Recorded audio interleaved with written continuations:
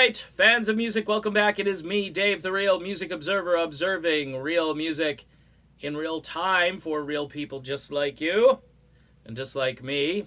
We are plowing forward despite the loss in revenue and apparently the lack of AdSense advertisers. That's what I've learned in the last hour or two. Okay, I just don't remember this happening last year, so we'll see how things go.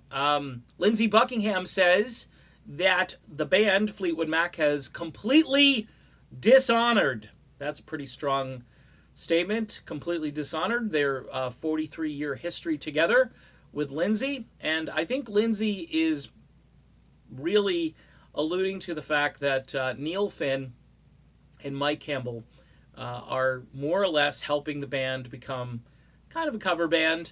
I mean, again, if you've got alternate people singing songs that they're not connected with, using their own voices, and not voice tracking software, which might be preferable at this time for some people, you do tend to get this idea of a cover band. I've talked about it with Chicago currently, because they've switched lead singers so many times now. They've had, Cetera, Chef, Coffee, and now Danelle, who doesn't sound like anybody. And after a while, you're kind of like, okay, they're not even really trying to duplicate the tenor thing anymore. They're just putting someone in there that has great range but doesn't sound like anybody.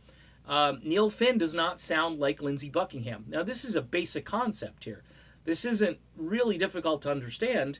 He just, no matter how many reviewers say, oh, he's right there, he's in key. Well, being in key and sounding like somebody are two different things. I mean, two different voices, two different singing styles. I don't know anybody more mild-mannered than Neil Finn. And Lindsey Buckingham was anything but mild-mannered out there, between the facial expressions, between the passion in his voice, between the way he played guitar, all of it. And, Mike Campbell isn't helping by having the hat down over his head and sort of wandering around, and it's just a different style. It worked with Tom Petty and the Heartbreakers. We had expectations with Tom Petty, and we have expectations with Fleetwood Mac, and I think that's the issue.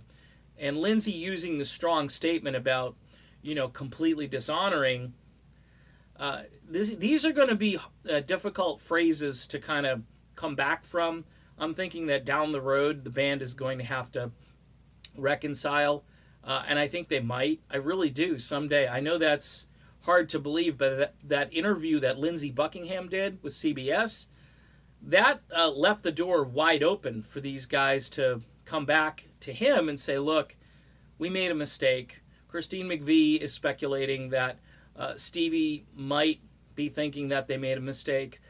In the end, it's really going to be up to Stevie Nicks, because apparently that's the way it is these days. And the Hall of Fame thing's going to have to happen, and that's going to have to settle down. This band is kind of going to have to get over itself to come to grips with the fact that many fans and the guy that helped create their sound over those 43 years are very disappointed in their behavior and their actions. So that's it. Completely dishonored. I missed that one on Twitter yesterday. I was keying in on the Christine McVie phrase, which I thought was a bit of a bombshell, and we'll see if we've got more Fleetwood Mac for you. We'll bring it to you. Don't forget about Patreon, folks. In these rough times, if you can help me out, $1 a month. If we get half the subscribers I have to give $1, then I will never talk about money again. You know what I'm saying? All right, done. See you later, folks.